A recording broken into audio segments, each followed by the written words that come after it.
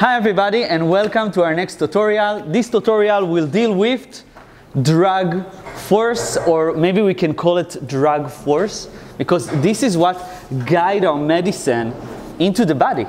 So it's really crucial to understand how this works and how this affects on the particles that we inhale or put in the blood or whatever you want. So let's dive into this. So this is a particle, okay? Some sphere in many different sizes. Let's do a general. And there's a uniform flow that's coming to this spherical. What's actually generate this drag force? Can you help me with that? This is, let's call it U of the fluid.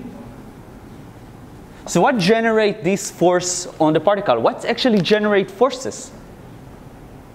The answer is stresses. This flow interacts with this particle, right? So here we have a lot of pressure, right? So remember that pressure is perpendicular to the area. And also, and here maybe there's a small pressure, right? Small pressure. And on top of that, there's a flow which shear, right? Shear the sphere. So the drag force is actually accumulation of two different forces.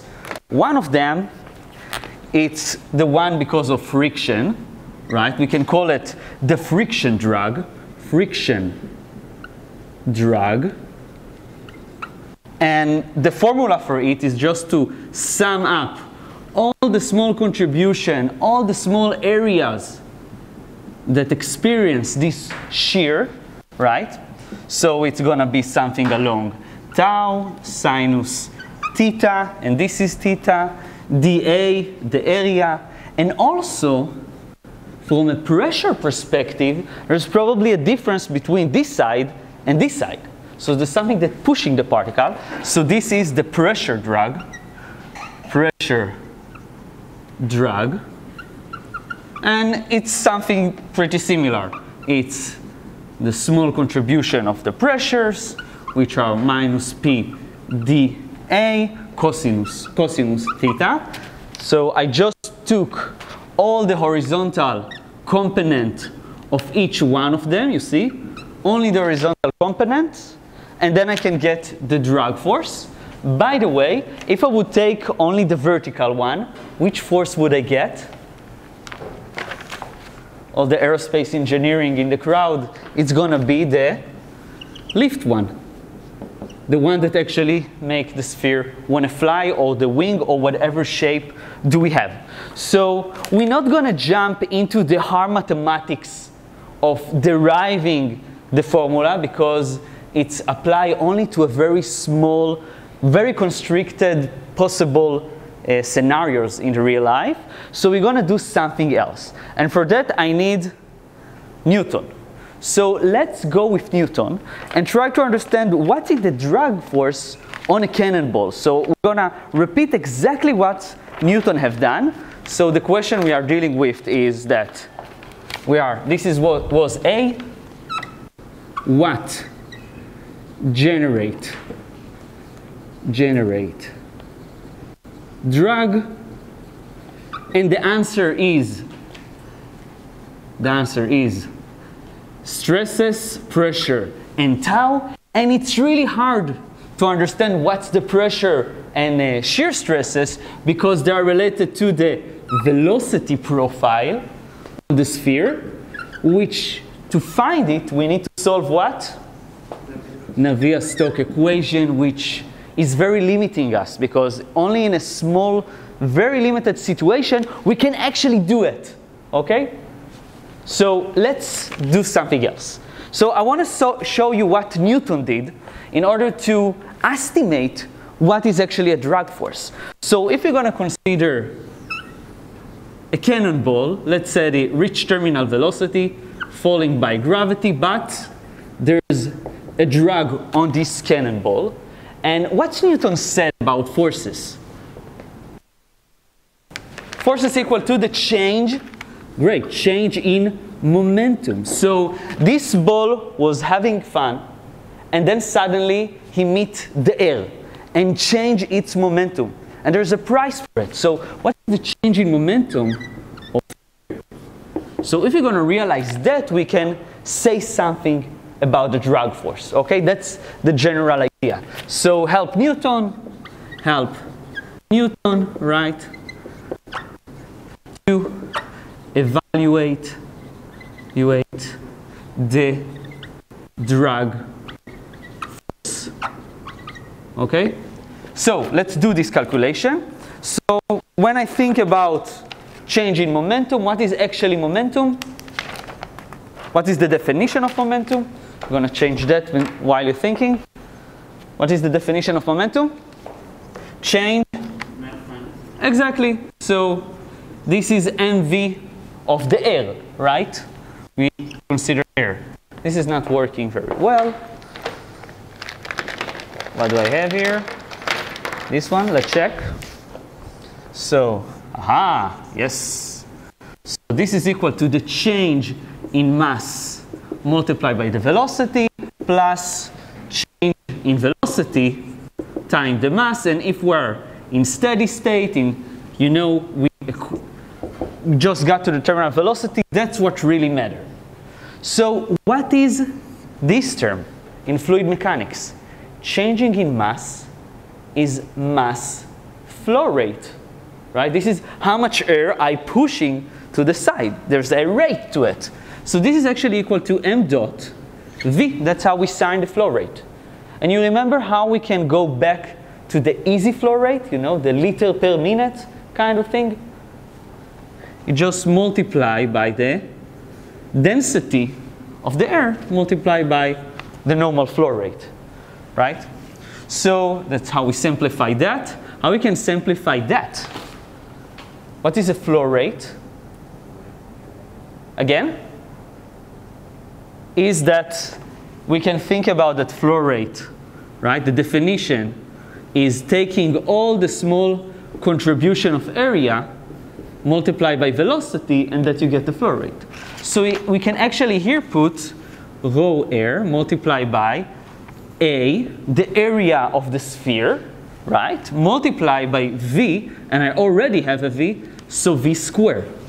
And this is kind of the drag force, right?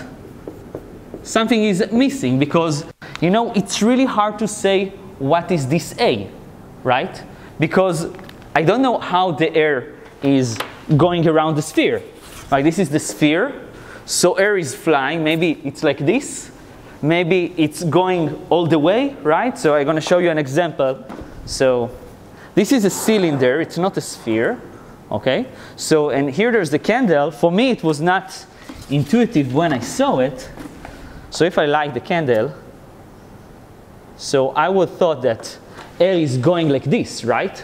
But actually, in some occasions, the air is actually going around the bottle and continue. It's work? Yes. So that's what I want to see, that it's really hard to determine what is specifically the area, right? It's very complicated. So what people usually do is putting some reference area. For a sphere, it's going to be, the projected sphere, the circle that I see. It's going to be, let's put it here, here, okay, rho air. So this one could be pi dp squared divided by 4. The projected area that I see a circle, right? So in order to compensate for that, Newton said, okay, let's put here some constant, which I don't know. I'm going to do the cannon experiments. I'm going to see where is the ball landed. And I'm going to say, haha, I can find it via experiments, okay? That's what we usually do in fluid mechanics because it's fucking hard, right? It's a real life problem, okay? And this is not very far for what we are doing till today. Seriously. What we're actually doing today, we just give more sophisticated name to it. So I'm going to write it here. So Newton, came up with this K, and this K is the drag force divided by some projected area, reference area, multiplied by rho of the fluid and the velocity.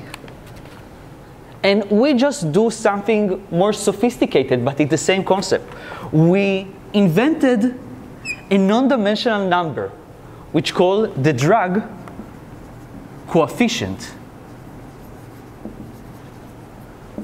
And it's equal to the drag force divided by a reference area, most of the time the projected area, the area that it's most relevant to the drag force. I'm going to show you in the presentation some. Everybody depends on the situation. And here, you see this one? This reminds you something? This is like kinetic energy. In fluid mechanics, it was the dynamic pressure. This is the dynamic pressure of the fluid, right? So force divided by force, non-dimensional number. So that's what we actually do. Okay? But a question, and this is a reference area, right? It could be for a wing, it could be a sphere, it could be a car, right? It's this area. It really depends what you're looking for, depend on your drug design. Okay? And what I want you to notice is that, look, this situation is a cannonball. It's a huge ball, high velocity. How this is really similar to the problem we're solving. For example, aerosol want to deposit inside the lungs, right? The aerosol is very small, the velocity completely different, right? Okay, so what's actually govern the drag force? We said it's gonna be the shear and the pressure, right? So what's actually determined the dominance of each one of them in the situation, the flow pattern, which number? The Reynolds number, okay? Reynolds number, correct. Reynolds number is inertia versus viscous effect, and we can present this as stresses, P divided by shear stress, pressure versus shear stress. And we can find it. You had a question? Yeah. Yes. I wanted to ask about the drag. Why did it equal to the change in momentum? Like, why did we neglect the gravity? We did not neglect the gravity. We said this one equal to that, and each one of them equal to some change in momentum of the air. Because here there was, think about that situation like a comics book. There was a ball coming, and here there was still air, right? And this air, in a 1 second, gonna whoosh, go somewhere. So we actually checking what is the momentum of the air, okay? And we said the air is equal to the force that the ball applied to it. So it's the drag or FD, right? It's the gravitation or FD, but we want to evaluate that, okay? Good point. Okay, so my next question, we helped Newton. This was section B, and now it's section C. We want to compare the two different scenarios. We want to compare the Reynolds. Let's derive the Reynolds. We want to compare the Reynolds of the cannonball, and we want to, there's a presentation in the Moodle if you need. We want to compare the Reynolds of a cannonball and the Reynolds of aerosol inside the lungs. So, yes? Mm-hmm. I know that there is an equilibrium between the F drag and mg, but it shouldn't be like the sum of forces should be equal to 0, should be equal to Let's talk about it after. I want to continue the discussion, and then we're gonna close this point. It's a good point, okay? So I want to derive the Reynolds. So pressure can be used as the dynamic pressure, right? This term. And shear stress is viscosity of the air. How much momentum I transfer to the liquid around me, right? On shearing layers. And the gradient of the velocity, some length scale.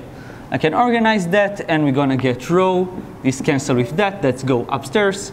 So we have rho L U divided by mu, right? So this is Reynolds, and my question to you is, let's evaluate it for two different cases. The cannonball, and the cannonball, you know, L is the diameter of the ball, which in Newton's situation is 25 centimeters, and the velocity of the ball is 35 meters per second, very, very fast. If we're going to apply that to the cannonball, and look here, I do a small p next to the Reynolds. When you do a small p next to the Reynolds, it's the Reynolds where you took the length scale and the velocity to be the one of a particle.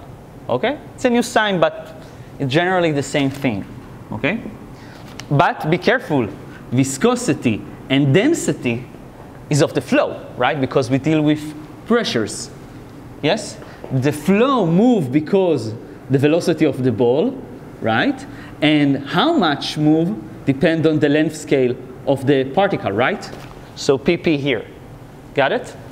They share this idea, but this is only relevant to the fluid. So it's approximately, under my calculation, 600 thousandths. Very big number. Okay? Let's see for an aerosols. For aerosols, you know, the drag is approximately 1 micron, right? L equal the diameter of the particle, 1 micron. It's 10 to the minus 6. It's still air, right? Air fluid is 1.22. Viscosity of air is 1.8 minus 5, right? So we also need to take care of the velocity. So let's have a very high velocity of a particle. We want to reach a big Reynolds. So a flow rate from a dry powder inhaler could reach Q equal to 30 liters per minute, very fast, and we need to divide by some area, right, to get the velocity. So we can use the trachea diameter, which is 2 centimeters, right? Something like that. We're gonna use this data inside here. What we're gonna get is approximately Reynolds equal to 0. Let's do Reynolds of the particle, which is in aerosol, which is 0.084. Very, very different than that. Why? A question, yes. What? What's the difference between? Okay, so what is the difference between these two cases? See, this is a cannonball. Newton shooting a cannonball, this size of a ball with that high velocity, and here we compare it to a particle inside the lungs with this size, very, very small. We cannot see it, it's so small, it's a micron, and with that velocity that the inhaler gave to the, here it was the fire powder, right? Here it was the inhaler actuation. So we see that the Reynolds are very different. What does it mean that the Reynolds are very different? That the velocity profile is very different. So they don't share the same values of shear and pressure. So the drug would behave very, very differently. I go to the TV. So I want to show you something that Herman did for the first time. He suggested to put the drug coefficient versus the different Reynolds, different flow patterns, and then to compare how the drug behave. As fast we go, the drug coefficient reduce, and Newton actually in his result got to something like that. And every time he did the cannonball experiment, he got 0.44, you see? Here, because cannonball live in this scenario. But drug delivery aerosols live in this region, you see? So this is called the Stokes region, when we have a very viscous flow, very viscous, slowly envelop the particle, the sphere. And here we have the transition region, which have a complex formula, I agree. And here we have the laminar situation, Newton, and you see there this big drop. This is very, very turbulent scenario. This is our airplane, okay? This is very big, very fast, okay? Good, and I wanted to see the different pattern. You see here this syringe. So I want to appreciate, this is a kind of a simple flow around the sphere, but it can be very, very complicated. And what's really cool, in my perspective, about this graph, that this graph is so strong, because you can show so many things. Think about this island. You have some diameter, right? I can calculate the diameter. This is a Rishiri island in Japan. And when I see the forecast, the clouds around this island, I can calculate the Reynolds is approximately 100. And for 100, I know how it should behave. Here down below is simulation. Okay? So this is very, very strong. And don't forget that what we did was for a sphere. For a sport car, it's going to be different drag force, you see? Drag coefficient, 0.25. So this idea of drag force depend on Reynolds, it's very unique, and each shape have its specific graph, okay? So here I want you to see that, for example, for an airplane, we usually take this area as the reference because most of the forces is by shear. And for bodies like that, projected, we take the projected area in front of us.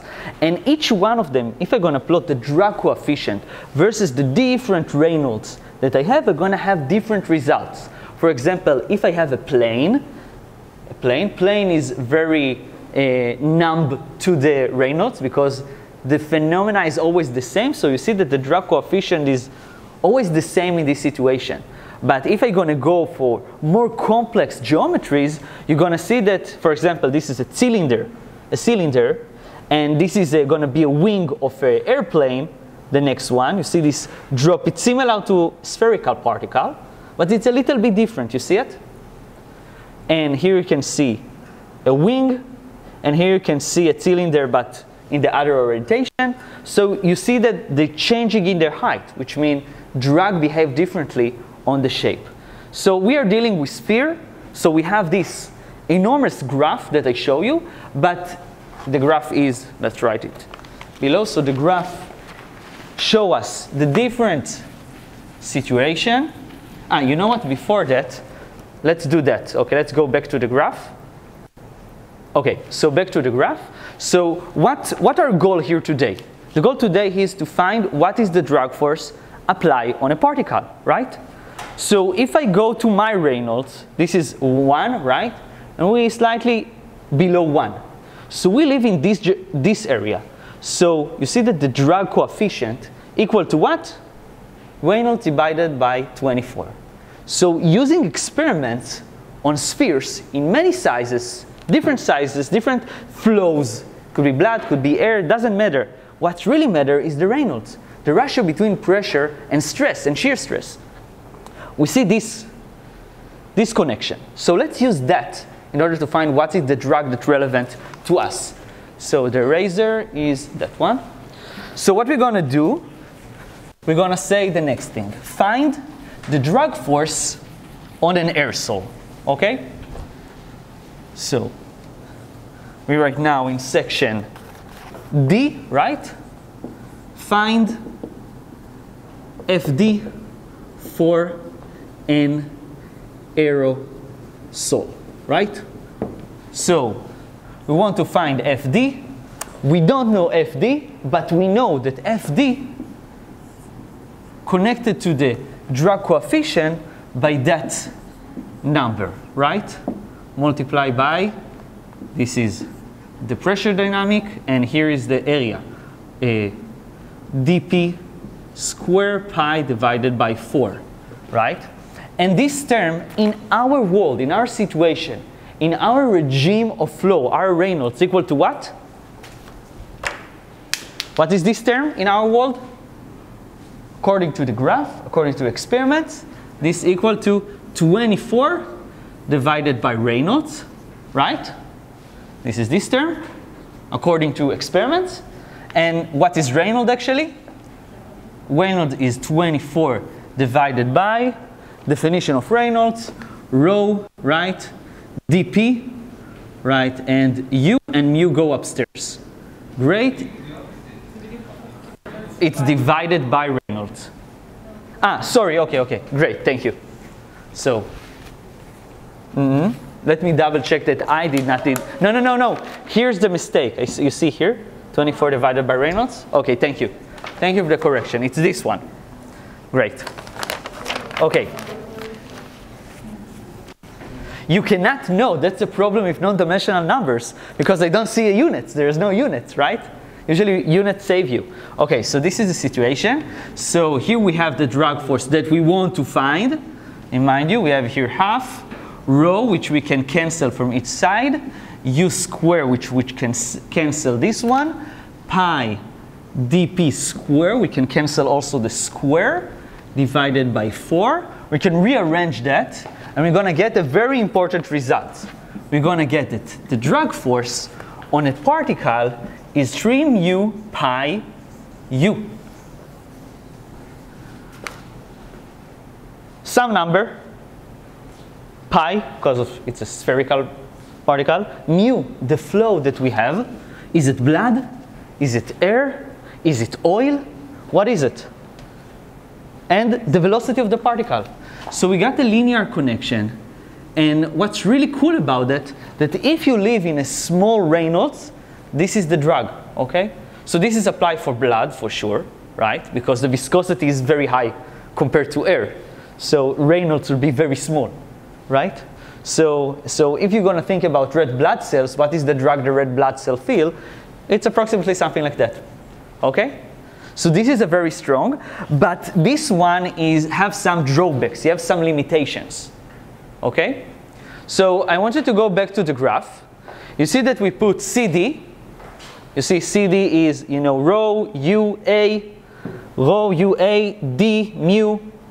We did not see the full picture.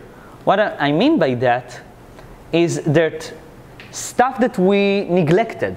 So I want you to suggest what is wrong with this relationship. Okay? What else can modify the drag on a sphere? What other parameters we did not take into account?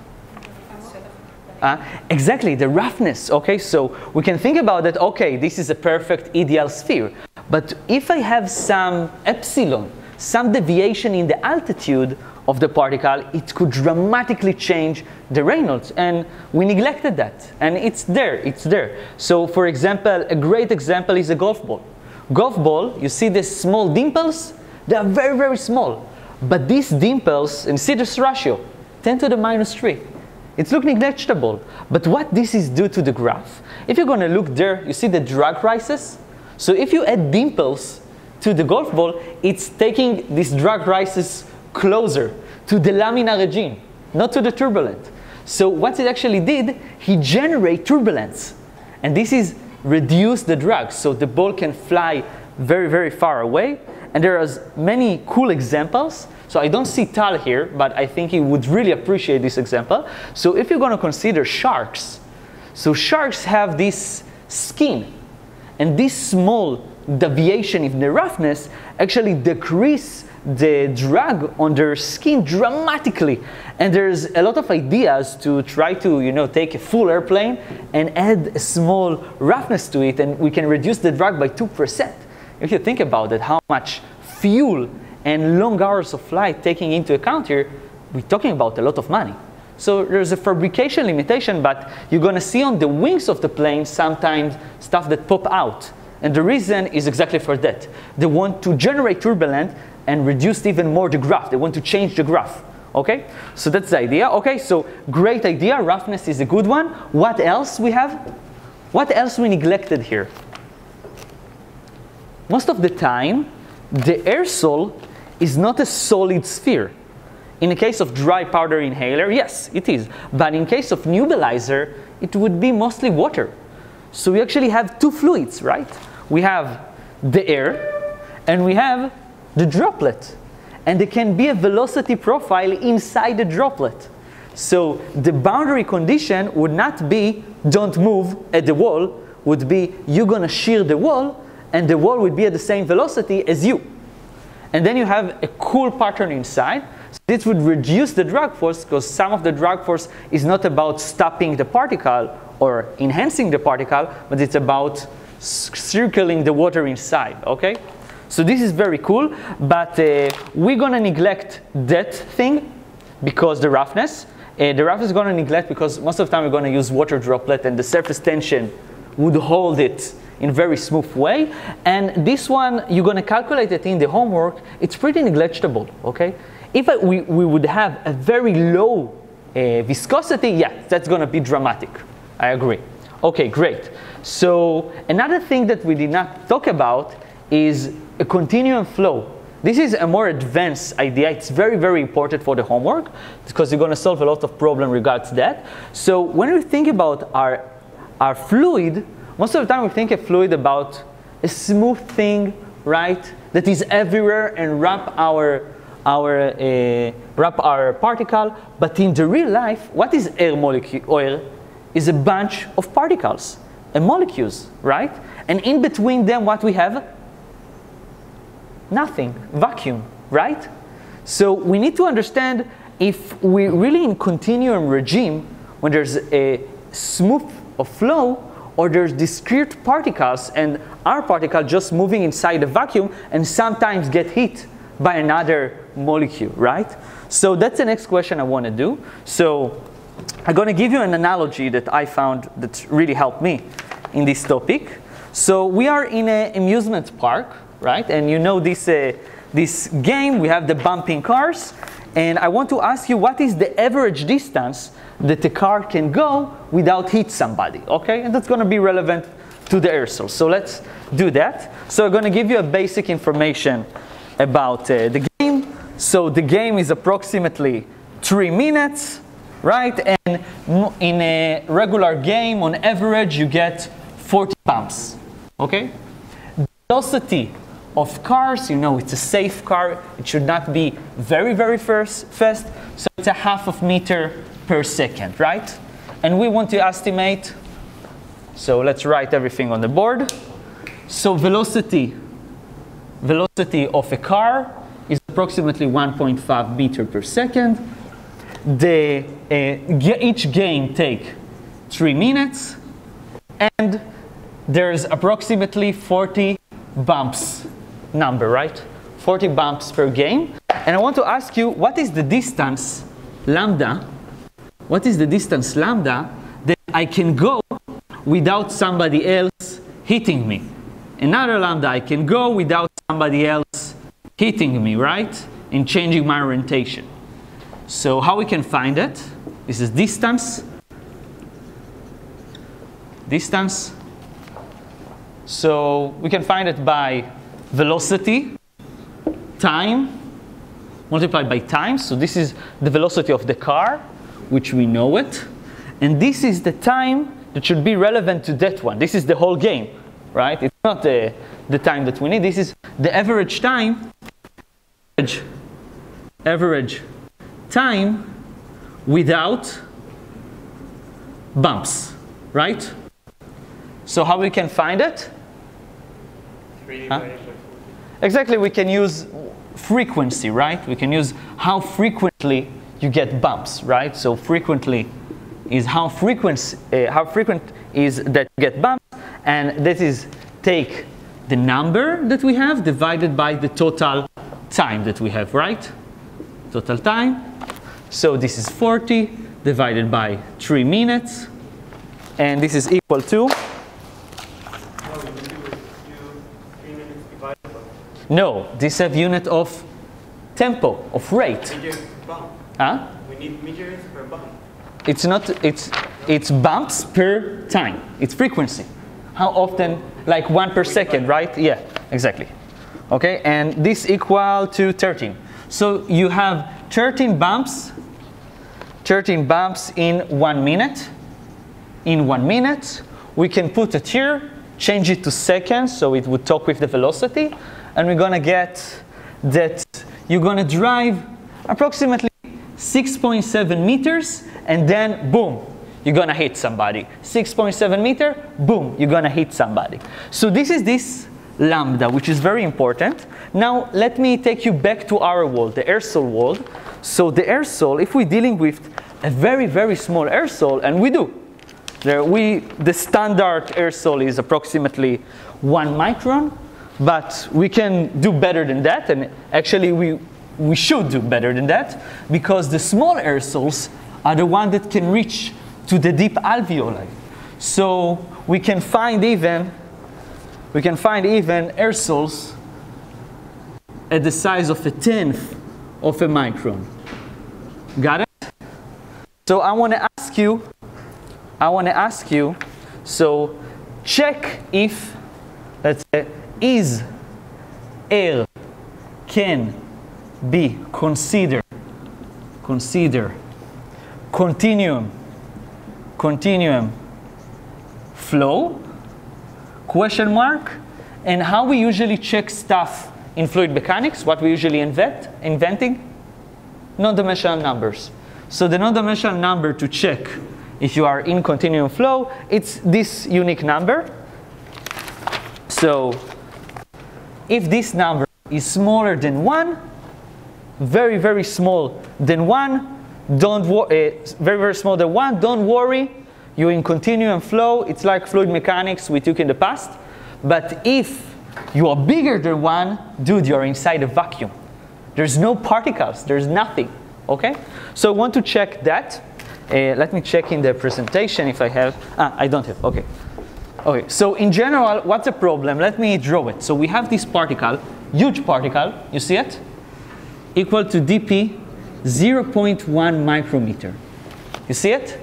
And this is not very large compared to the molecules that I have in the air. You see it? So most of the time, you see, most of the area is vacuum. You see it?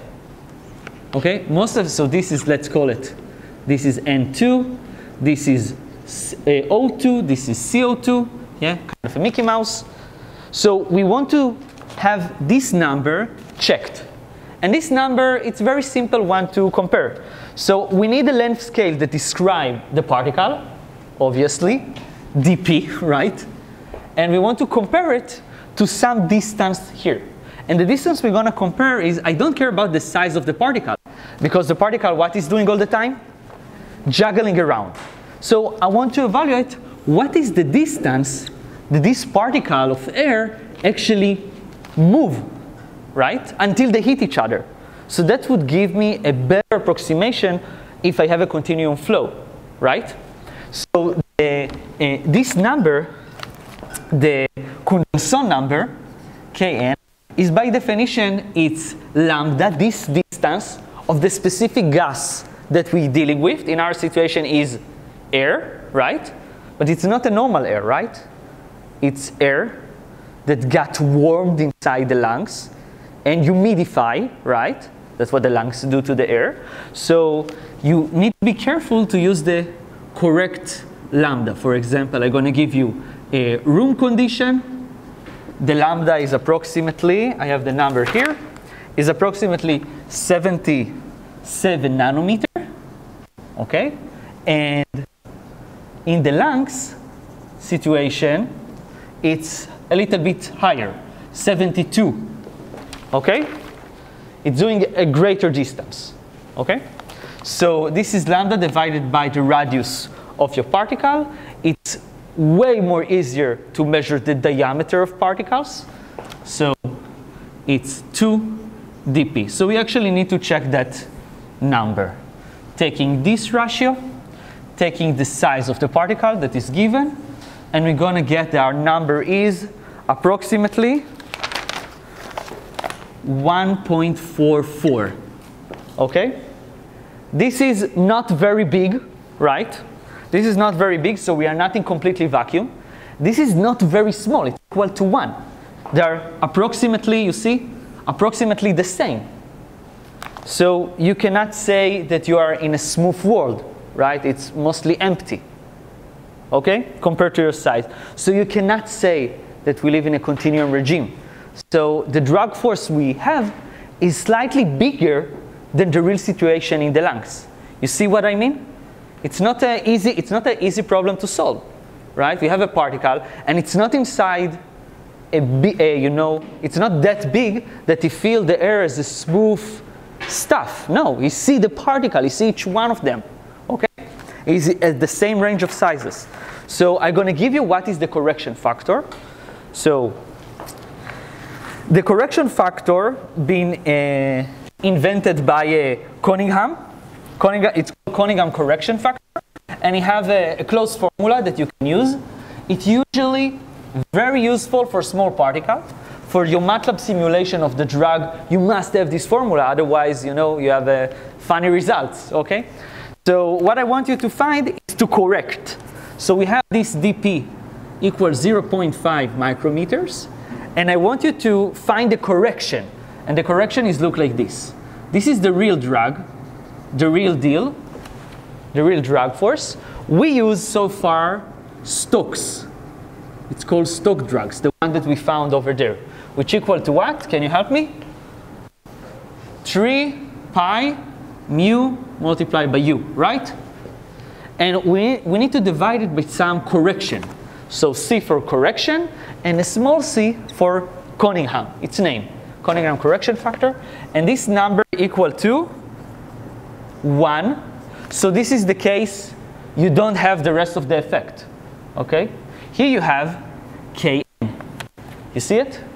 Kn. So if you are very, very big, if you are very, very big, so this term would dominate over this one. And if you're very, very small, it's a continuum flow, you can neglect it. That's the idea. So it's 1.17 plus 0.5 to 0.525 exponent minus.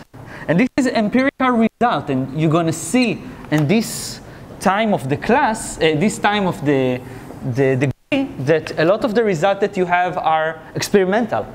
You see, it's not a beautiful theory. No, there's 1.17. It's ugly. But that's the real deal. That's what we found. That's the best of our knowledge. Maybe you're going to come up with a better thermodynamics formula to derive it, right? So if you're going to put our Kn, which is 1.44 here and also here, we're going to realize that Cc, in our case, is equal to 3.19. Third of the drag that we thought we have. So if you thought that the drag would end up here, no, the force was 3 times weaker than what you thought. Okay? So this is very important. Got it? Good. What? Okay, great question. So you ask why we actually need to fix the drag stock. We did the curve, we did experiment, and we saw that this is the result of the drag force in a small Reynolds. And then we talk about what the limitation of our study. All the experiments I showed you deal with water, with air on a big object. And the thing is that the flow is smooth. If you're going to look at the water, I don't see particles, separate particles. I don't see H2. I see a smooth flow, apply its stresses uniformly.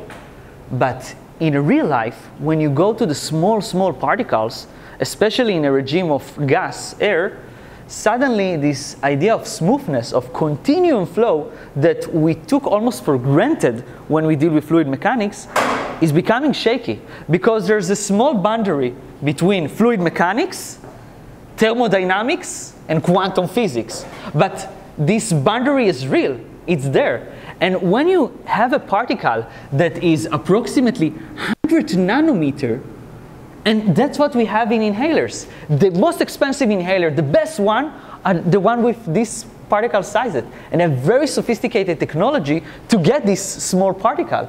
The vibrating mesh that mesh the water and make a small droplets that fly in the air in this size.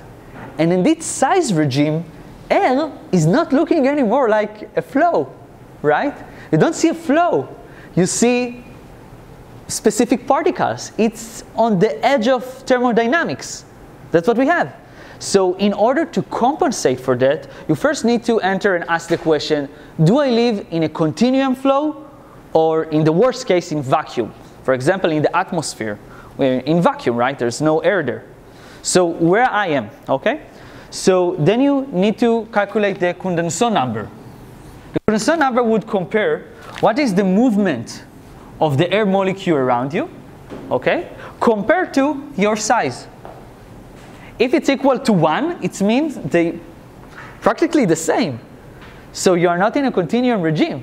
You're in the same size of the movement of the particles that generate the flow. What's the difference between you and the flow? You are particle, they are particles. You see what I mean? So this is a very sophisticated question. I had a very hard time to understand that at the beginning. So in order to compensate that, okay, we have two options. design a new formula, which probably be from thermodynamics to come to solve the question, or take the fluid mechanics that we have and correct it to this mid-range, right? We're in the mid-range. So the idea that Cunningham did, he calculated what is the real drag force on the particles. You see them falling, he measured them with laser or whatever, I don't know, and he got a graph. And then he did a curve fitting. And he did it as a function of this one. And every time you're going to deal with a particle smaller than 1 micron, the error would be big. You need to take care of that, okay? The idea here of the end of the class that you're going to do a simulation of drug delivery to the lungs, dealing with all the problems that we have, okay? So, last thing that I want to do is I want to talk about particles that are not spherical. That could happen, right? From a dry powder inhaler, we can actually get something that is more look like a cube, more than a sphere. So how we can correct it? So the same idea. We have a correction factor, okay? So I'm going to show you the next correction factor, so you can have it for the homework. So in case that we're using dry powder inhaler, this is the last section of the tutorial. So from a dry powder inhaler, we have this cube-shaped particle that's right now entering into the airways, and it's not a sphere, right? It's not a sphere. So all the calculation that we have is not holding. So what we're going to do, we're going to play dump. We're going to say, okay, this is the real drag force. This is the one of Stokes, right, on a spherical particle. And we need to put here some diameter, which is not, this is A, this is some diameter, right, dp, for the equation. And here we're going to have a correction factor. You see it? So for a cube, this is hard to calculate. So it's always going to be given in the tables. So for a cube, it is 1.08. And for amoeba, it's a little bit higher shape. And for that, so you have a table that tells you what is your drag shape and what is the coefficient you need to multiply it. And here we need to put some diameter, right? For the formula. The formula requires diameter. See it? Ah, there's no diameter here. You did not, you see this one? So this should be here. Oh, sorry for that. U. Okay, diameter of the particle. And here, diameter of the particle. Sorry for that. Perfect, okay. So here, the diameter of the particle would be the equivalent diameter. What do you mean by, say, equivalent diameter? So if I want to compare the volume, what is the volume of the cube? 8 Yeah, 8 to the third. And I want to compare to a volume of a sphere, I can get the equivalent diameter. So it's pi d of the equivalent to the third divided by 6. So dE equal to the third square of 6v of the real thing, right? Divided by pi. And in our case, v real is a to the third. So in our case, dE equal to a 3/6 over pi. Right? And you put it here. You multiply Stokes. You multiply by that correction factor, and you get what should be the drag in your situation. Clear? Okay. Yeah. Oh, great question. How you can combine the two of them? If it's small, you need to correct this one, and then you need to correct by this one. Yeah. So sophisticated question. Good for the exam. Okay. So there's no exam in the class, only final project. Don't worry. Okay.